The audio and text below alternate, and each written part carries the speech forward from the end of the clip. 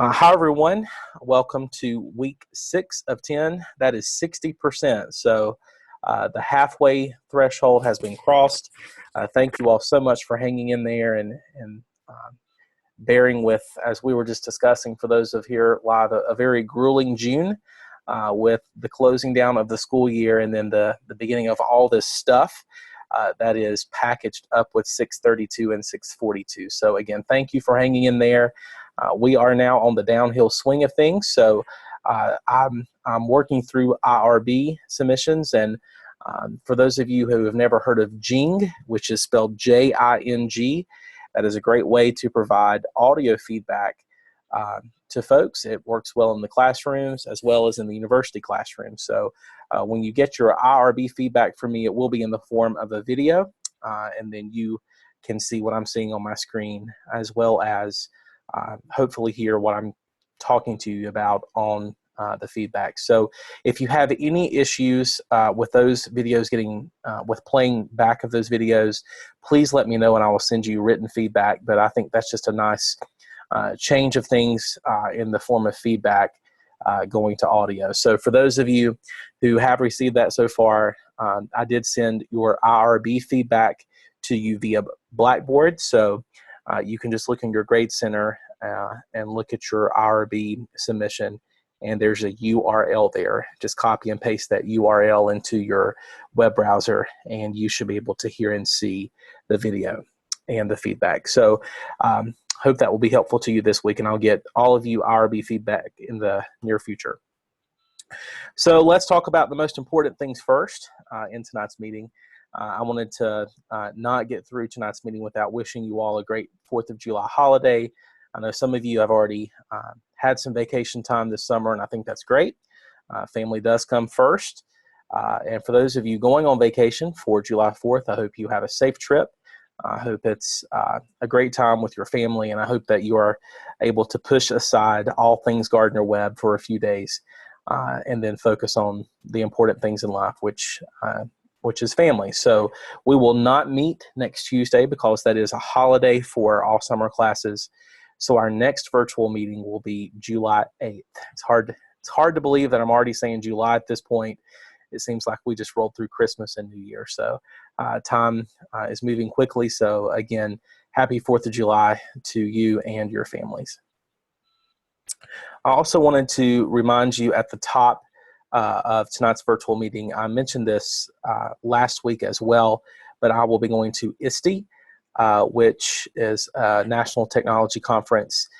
This year it's in Atlanta. So from June 27th until July 2nd, I will have very limited email access. So if you are anticipating an issue or you would like some additional assistance with anything involved in the class, please email me before June 27th. Obviously, at a technology conference, you would think internet would be very reliable, but as we have all learned with Gardner Webb, that is not always the case. So if you, again, do anticipate needing to conference with me or any other questions you may need answered, please email me very quickly. I will try to send you guys updates from ISTE.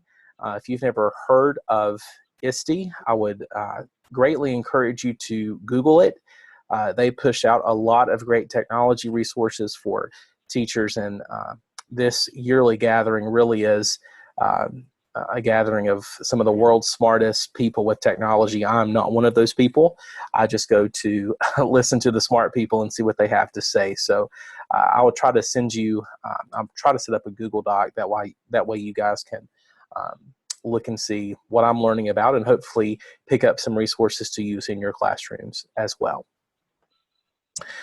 So getting back to the not so fun stuff, I wanted to provide you with some information here as we are all at varying points with our IRB development and with capstone development.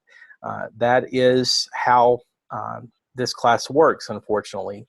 Some of you are moving ahead very quickly, and then some of you are still trying to finalize research questions and some issues in Chapter 1. That is by design. There is not a cookie cutter capstone out there. It is very personalized to you. It's personalized to your work ethic. It's personalized to your school setting. So wherever you are in terms of your IRB or capstone, just continue working and keep in touch with me and communicate so we can get you to the finish line by the end of the semester. So with your IRB, I want to first of all apologize. I take the complete blame. The sample IRB that I was given had some issues, and I should have proofed that very carefully before posting it. I did send out a reference video very late on Sunday night, hoping to catch a few of you who had not finalized your IRB for the rough draft submission for this week. So if you have not had a chance yet to check out the reference video, please check that out. There are some issues on the sample IRB, which the video discusses, which you can correct before submitting your IRB to me. Keep in mind, this week, the week we just finished, was all about the rough draft, the sloppy copy of your IRB. But the tentative date to have that all wrapped up with a nice bow on top is July 15th. So that gives you a nice cushion of time to work through any feedback that I will be sending you and continue to shore up different areas of the IRB. The third bullet there, the biggest thing I've noticed so far in the 8 or 9 IRBs that I've read and provided feedback on is that a lot of you are talking in very broad terms in terms of your IRB. For example, just throw out a common theme that I'm seeing. A lot of you have mentioned that you're going to be collecting data from your lesson plans, and you're just putting on your IRB teacher lesson plans. That's something where you need to be very specific. What are you going to analyze your lesson plans for? How often are you going to analyze them? And then how will that data be recorded as part of your chapter 4, which is your data chapter? So the more specific you can be on your IRB, I think the better, the less questions you'll get from me and from Dr. Putnam. So make sure, if you're in doubt, be specific is a good rule of thumb for your IRB. We can always go back and take information away, but just be as specific as you can as you're working through this process. And then this is a big time saver that I would suggest everyone do now. This certainly was not a requirement for your rough draft, but again, it is something that will save you some time in the future. So if you can, go and get your city certification, all your consent forms, your principal approval, and any permissions you would need from your survey, and merge those into one document. And then when you're at the point where you can submit your IRB to Dr. Putnam, you can just upload one file and it's finished. So again, doesn't seem like a big deal, but it is a huge time saver. So make sure all those things are there. I've gotten some questions about the survey permissions and what exactly that means. The basic rule of thumb to remember with providing permissions for your surveys is this.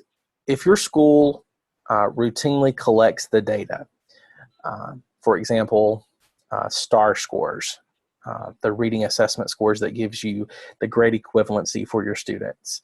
If your school routinely does STAR testing and you as the teacher routinely get STAR test data, that is not something that you would have to get permission for, because your school is going to do that anyway, regardless of you completing your capstone project. That data collection process is going to continue.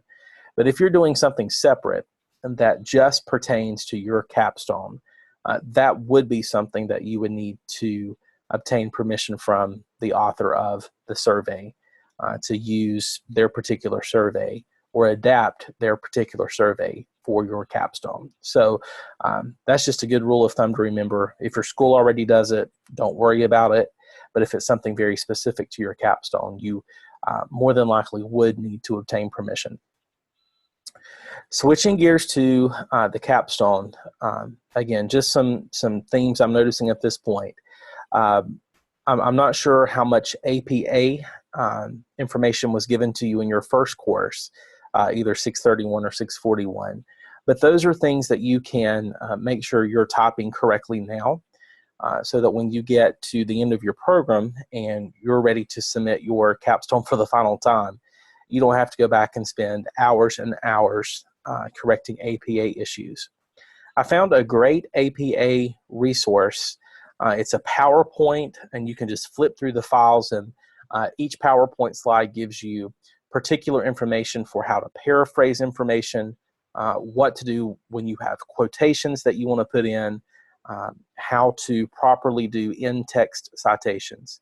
That PowerPoint is uploaded on the capstone area of the course documents for your respective Blackboard site. So if you haven't checked that out already, that is definitely something you want to download and keep in a safe place for future classes. But again, if you can just get yourself in the mindset now of topping and crafting your capstone to APA standards, that is a huge time saver when it's time to graduate. You certainly don't have to spend that time there correcting your capstone and getting it ready to go. In terms of where we as two classes should be with the capstone, Chapter 1 should be pretty much finished, finalized with the feedback that I've given you so far.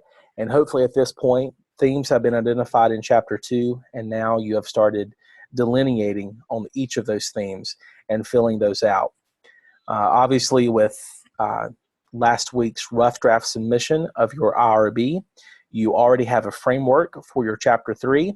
I would just ask that as we continue to move throughout this semester, you continue to make that framework stronger and stronger by adding additional details and just ensuring that the roadmap that you're laying out in Chapter 3 is the roadmap that you want to follow for your data collection process. So that's an update on the IRB and the capstone, and I'll pause here for anyone who is with me here live to ask any questions or voice any concerns.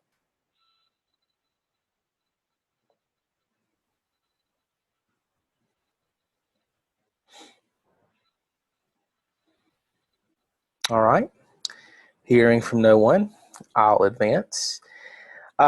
Looking at the week ahead, it's not, in my opinion, Mary and I were having a debate before we started recording. It's not as jam-packed, in my opinion.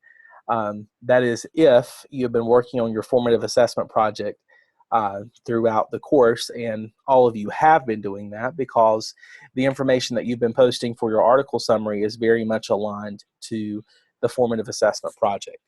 So what you're doing now is you are just merging together the things that you've learned from your formative assessment articles. I would ask that you not just copy and paste your 5 formative assessment articles, but it's truly you've listed your takeaways and what was the impact on you as a classroom teacher from learning more about formative assessment, and more importantly, how will that transform into your daily practice when the kids come back to school in August. I would ask that you develop this formative assessment project with the mindset that you are helping a brand new teacher learn about formative assessment and what it looks like in terms of daily instructional duties that a teacher has. I would ask that your project not be a Microsoft Word document, but it's something that is interactive. It's something that is housed on the web. So I would imagine you would submit a URL link to something, a Prezi, a Powtoon, a YouTube video, however you want to do it.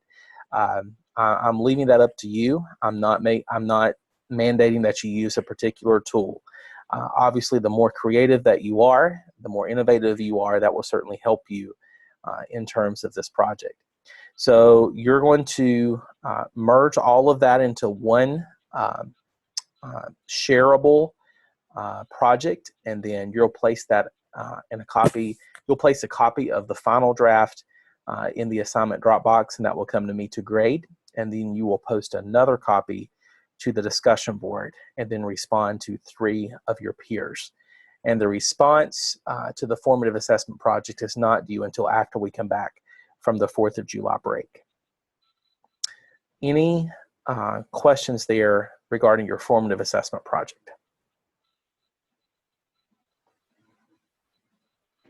When you say the correlation to standard, you're meaning the North Carolina professional teaching standards? Yes, correct? ma'am. And I know that just thrills your soul, Mary. Well, I'm learning them now. Yeah, you are. And you know what? You'll be a better teacher. And I'm not saying North Carolina standards supersede South Carolina standards in any way, but the North Carolina standards are all about good teaching. So I think it'll be very beneficial to you to learn more about those as well. Now, and Mary, I'm glad you mentioned that. I'll go back and clarify something I just said. The project itself, I mentioned, shouldn't be a Microsoft Word document. But if you want to make the correlation to your standards, and that's just where you tell me how you completing this project helped you understand the selected standards that are listed on the rubric, that component can be in a Microsoft Word document. So, Mary, again, thank you for mentioning that. So the project itself, very interactive, web-based, is something that's shareable. The correlation to the standards can be a Microsoft Word document in where you just tell me how this standard helped with standard 4A, if that's one of the ones that's listed on the rubric. Does that help, Mary? It does, but I have a follow-up now. Okay. Because you said that 4A. I have a document that I was given access to last year, which was the North Carolina Professional Teaching Standards, which just lists 1, 2, 3, 4, 5. I have no A, B, C, Ds and that type of information. Where would I, you keep mentioning that, the subletters and stuff, and I don't know what that means. I will make myself a note, and a copy of that will be posted to Blackboard as soon as I'm finished. Okay, thank you. Thank you. Yes. All right, so for discussion board 11, I hate to say that the other discussion boards haven't been great, because, man, they have. I've learned through you tons about formative assessment. It's obvious that you all as a group have learned formative assessment up one side, down the other. But discussion board 11 is on a very fascinating topic that, as future curriculum leaders, which is one of the reasons, hopefully, you're getting your master's degree, because you want to exhibit your leadership with curriculum. Standards-based grading is if we were using a Twitter example that we're hearing about all over the news, standards-based grading would be a trending topic. It is something that is very quickly gaining steam in the educational realm. Standards-based grading is a complete paradigm shift from the traditional A, B, C, D, F grading system. And I don't want to get into what standards-based grading is all about, because I want you to tap into that this week through this discussion board. But I would ask that you, as a candidate for a master's degree, really develop an understanding of what standards-based grading is. Because somewhere down the line, someone's going to ask you, hey, you're in graduate school, have you learned anything about standards-based grading? It is quickly gaining steam. And in this world where standards, whether they're Common Core standards or whatever North Carolina and South Carolina are going to go to, standards are not going away. That's something very important that we all need to realize. We can call it Common Core, we can call it Standard Course of Study, we can call it Essential Standards. Whatever it's called, and in whatever format it's finally going to be written in, teachers are still going to be responsible for standards. So I think we all can agree that since a shift to the Common Core has occurred, the standards themselves have gained precedence in your decisions as a teacher and in the decisions made within your school.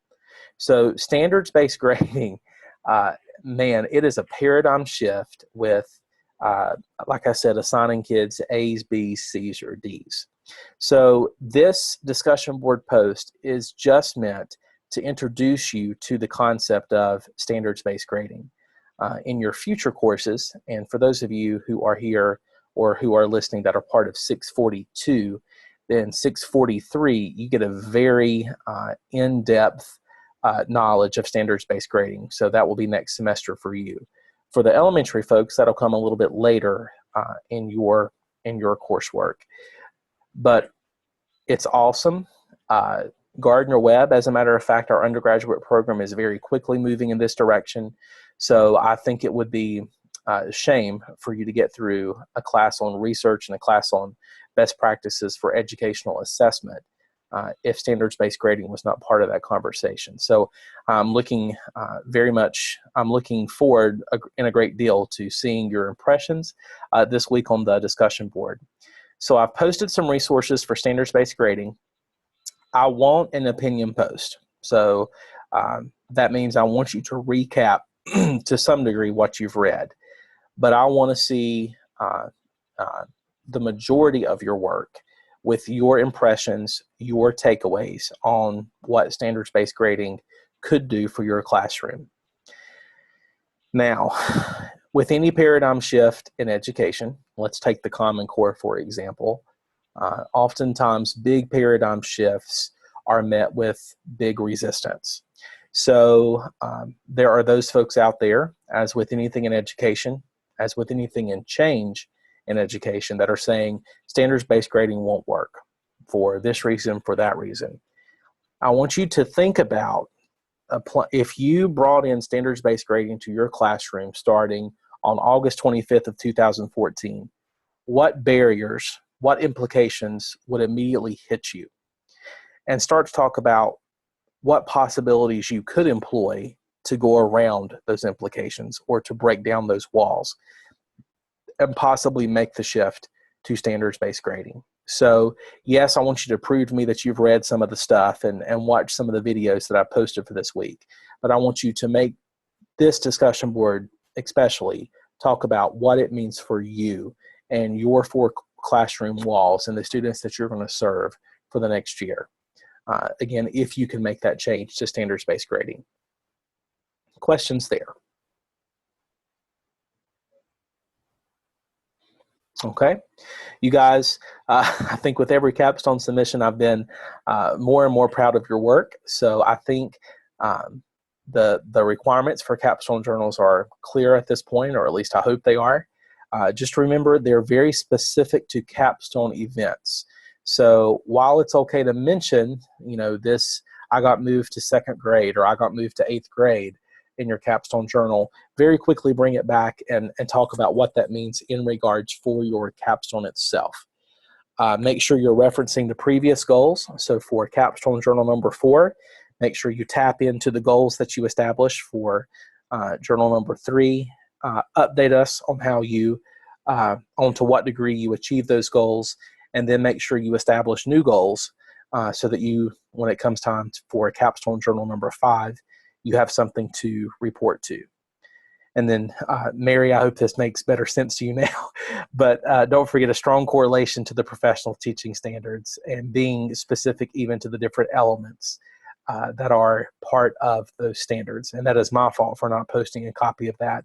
I just assumed everyone had a copy, so I take the blame for that. Any questions about the week ahead?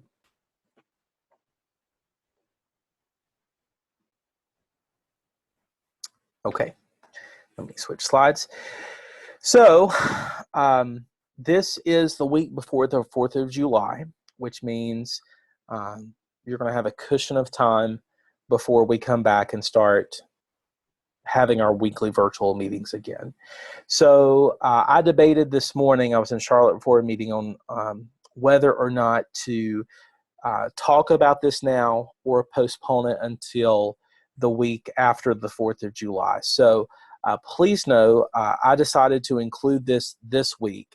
So if you wanted to work ahead, if you wanted to get a jump start on this learning experience that's part of this class, that you could have that opportunity. I didn't want to hold you back. and then wait until July 8th for something that would be very quickly due in July. So this information that I have on this screen is nothing that is due in the near future. It is due mid to late July. I can't remember the exact day that it is due. But if you remember reading on your syllabus back in the beginning of the course, all of you as part of this course do have to complete an item analysis. And I'm sure all of you have had the opportunity, if you're North Carolina teachers at least, I very vividly remember this opportunity, that you gave the EOGs or the common exams or whatever they're called now at the end of the year, and then your administrator or your testing coordinator asked you to go into the computer lab and complete an item analysis. And the state would give you some example EOG questions, and you would have to sit in there, read the questions, look for bias, look for any issues with how the questions would be interpreted, and basically determine, was the question a good question? Did the question do what the question was designed to do? So that is the exact same thing that you're doing for the item analysis as part of this class, except you're using false data, not false data, you're using some dummy data instead of real student data. If you were taking this class in the fall or the spring, you would be collecting data from your students, from their assessments to use as part of the item analysis. So that can be viewed as a very good thing or a very bad thing. It's good if you didn't want to collect data from your students for something else, and then it's bad if you really wanted to collect student data to use to really gauge yourself. So that's just a dynamic in the summer that we have to work around. Obviously, you don't have students to collect work from. So I just want to very quickly cover what this item analysis is and what I'm looking for. So again, if you wanted to work ahead and be ambitious and go ahead and start, you certainly would have that opportunity. But again, this is not anything you absolutely have to do this week. So I want to be clear about that distinction. I've put in big text here at the top of this slide that Chapter 18 in the Pearson Custom Text, the thicker book, the very expensive book that you bought for this class, Chapter 18, which starts on page 389, is a great resource.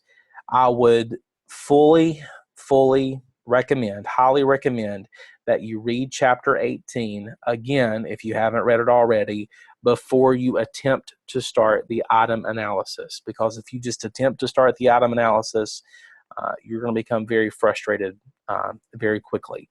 So there are some terminology represented in the questions here that you have to answer that Chapter 18 actually does a fairly decent job of educating you on before you attempt to start your item analysis.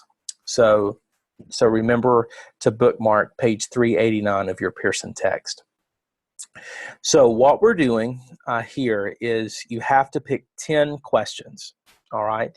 And if you will look, I believe it's under week 8, and I'm going off my memory here. Let me pull up an internet browser here to give you the exact date. But if you will look on your Blackboard side, all of the data that you will need for the item analysis is already loaded and has been there all semester. It is in week 8. So if you go to your week 8 tab on Blackboard, you will see links to an item analysis instruction page. You will then see a link for the dummy data, the data that we can use to manipulate for the purposes of this item analysis. And then you will see a link to the NC EOG released item that I got the data from. I actually called my old middle school from a couple years ago and had them send this to me. So no, it's not the new Common Core test. It's not the test that was given this year, and that is okay because we're not evaluating the content of this. We're simply learning how to evaluate what makes a test question a good test question.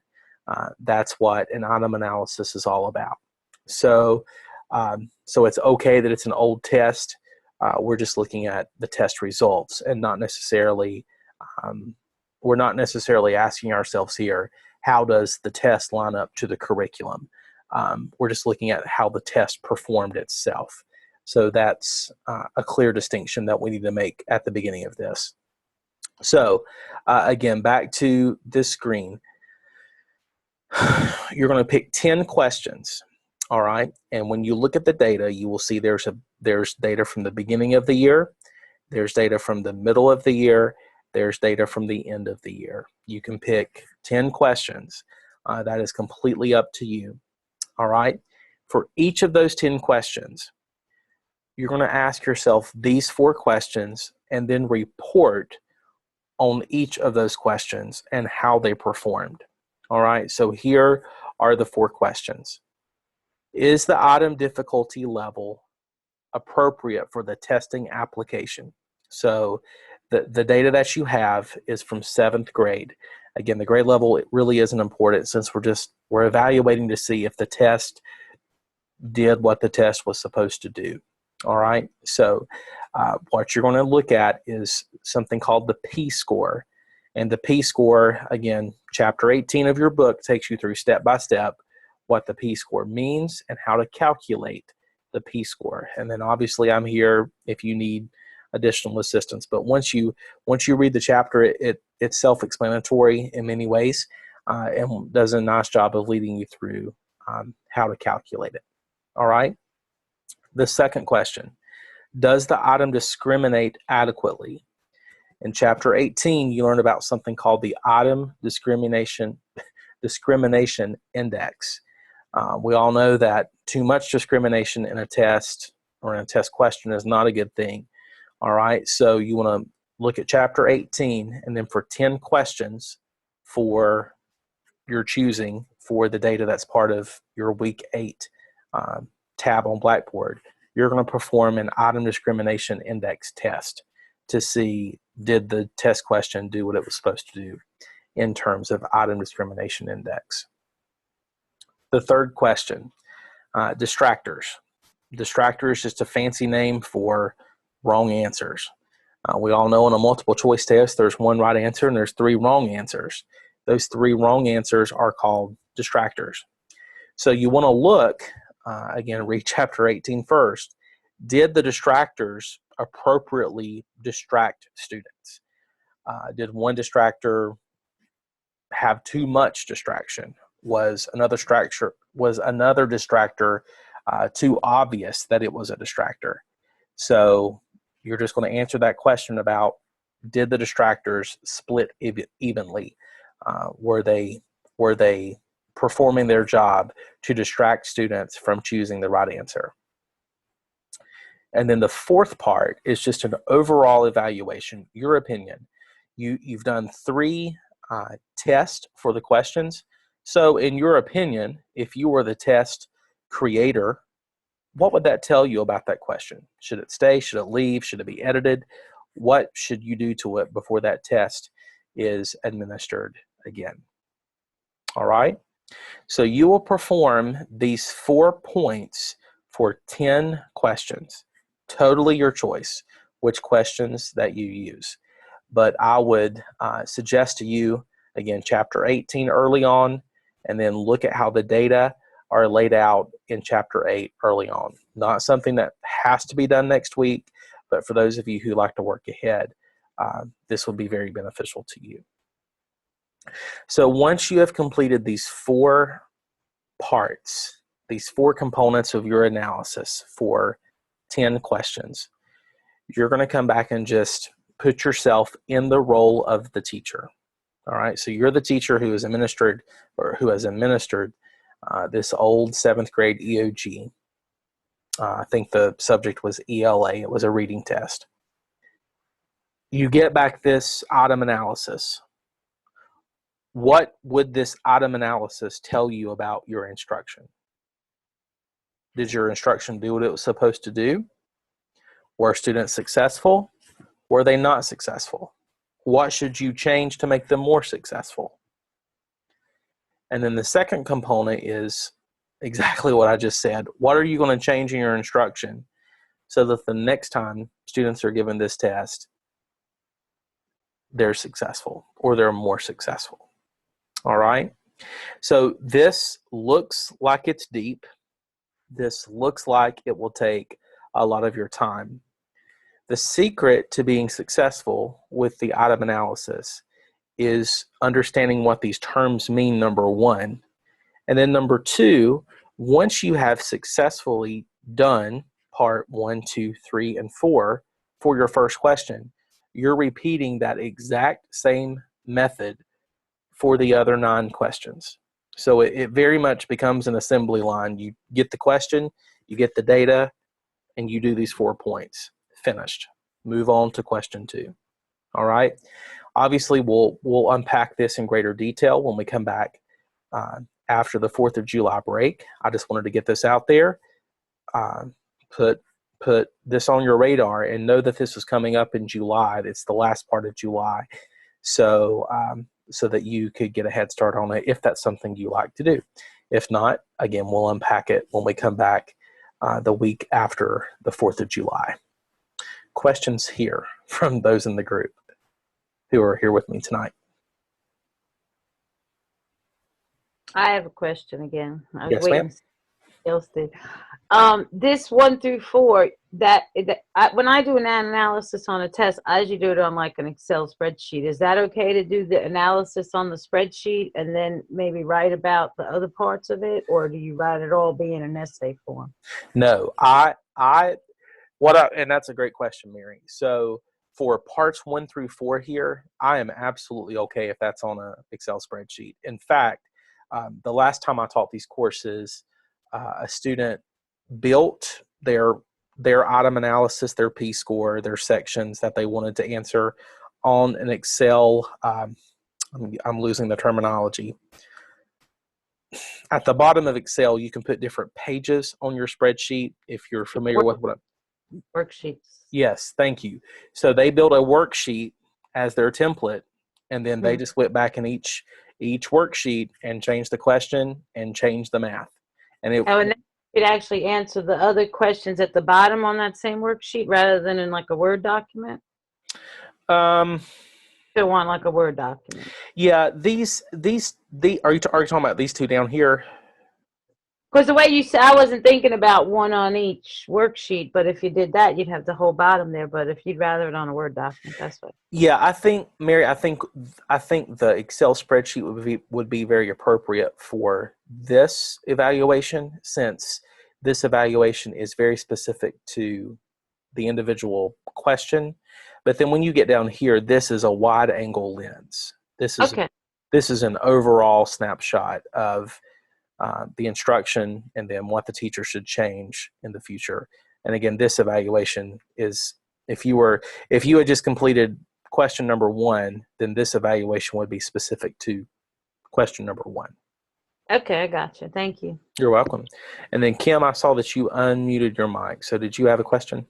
Yeah, I was going to ask if this is an individual project or is this something we're doing as a group? Because on Blackboard, we had to choose groups for item analysis 1. So I was just wondering if this was individual or not. Well, since I had you choose groups, I'd actually forgotten I had done that. So this will be a group project. If that's okay with you. If not, I can go and if we can make it individual. But I had forgotten, but Kim, you're exactly right. And when I looked at the syllabus, it was very top heavy, so I did make that change. Typically, it is an individual project. That's why I was hesitant to answer you. So I apologize for looking stupid. Now recorded, so there you go. So yes, thanks to Kim, everyone's blood pressure hopefully has gone down, and you should have chosen an item analysis group in the very beginning stages of this course. So if you'll go to Blackboard and then scroll down on the lower left-hand side, you should see a tab there that says Groups. If you don't remember doing that, it'll show you where you're signed up, or if you're not signed up, you can still sign up at this point. So thank you, Kim. And if you don't want to be, it's Dr. Parker's fault, not mine. He put it on Blackboard. There you go. There you go. Yeah, I'll take that blame. Whew, getting old, I'll tell you. Forgot all about that. Anyone else? All right. So that takes us to the end of this week 6 virtual meeting. Again, just to reemphasize this for those of you watching later, we are not meeting next week, whatever that day. It will be actually July 1st. We will not be meeting. You get the week off for the 4th, so enjoy that time with your family, and we'll pick up with our virtual meetings again on July 8th. So any other questions from the group who's here with me tonight?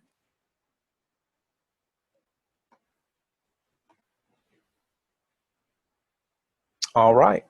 Well, Mary, I will make good on my promise and immediately go post a full copy of the professional teaching standards. And Mary, and for those of you who are maybe from South Carolina and not familiar with the rubric, Mary, what I'll post is a copy of the actual rubric. So this is what's used when the principal comes into the room or the administrator comes into the room to observe teachers. So what you'll see is the standard. So standard 1 is leadership. And then like standard 1E, E is all about ethical standards. So you'll see North Carolina professional code of conduct and all that stuff. And then you'll see different levels, Mary. The very left level is the lowest level. And then as you move across the rubric, the levels get higher. So obviously, the one on the very right-hand side is distinguished. That is the highest rating in North Carolina. And then from distinguished, you move down to accomplished. And then you have proficient. And then the lowest level is developing. So I would encourage you to write to the proficient and higher, because obviously I know that's the kind of the teacher you are, and we don't need to focus on the low standards because we want our focus to be on the highest standards. So does that help, Mary? Well, is that what the A, B, C, D, E is, like the proficient and? Yeah. And how about this, Mary? Let me pull up a copy, and for those of you who may be with us tonight in the live meeting who are from North Carolina, if you don't want to stay around and listen to this, you're free to leave. And then at this point, for those of you who are watching later, if you're from South Carolina, this conversation may be very beneficial to you to understand. So the rest of you, you're free to go if you need to. And then Mary, let me pull up a copy, because it's always easier to look at things. So let me go in my Dropbox and see if I can find a copy. I mean, I was just working with the 1 through 5, and then like I said, I wasn't sure about all that other stuff. Yeah, let's see. The problem is I have to find a copy of it in my Dropbox, which could be interesting. Let me hop on the web and see if I can find a copy. And then we've still got some people here with us tonight. If you guys have any other questions while I'm looking, feel free to chime in, and I'll try to answer those as I'm looking.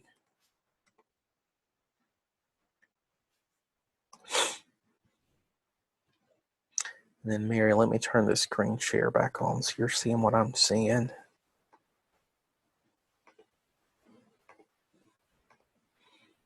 So Mary, is my internet browser now coming through? Yes. Okay. This one may have it. Just have to bear with me. We dig around. That's not a clear. I believe. Yeah, let's find a clearer version than that breaks down. Yeah, it didn't have the letters. It just has the.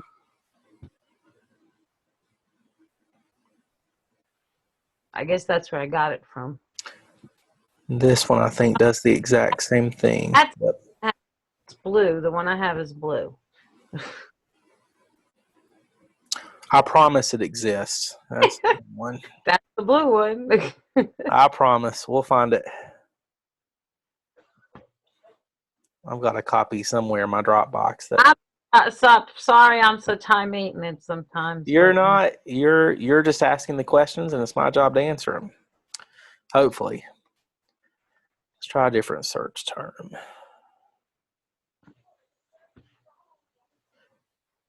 This one may have, it looks like Macon County Schools. I believe that's just an overview of them.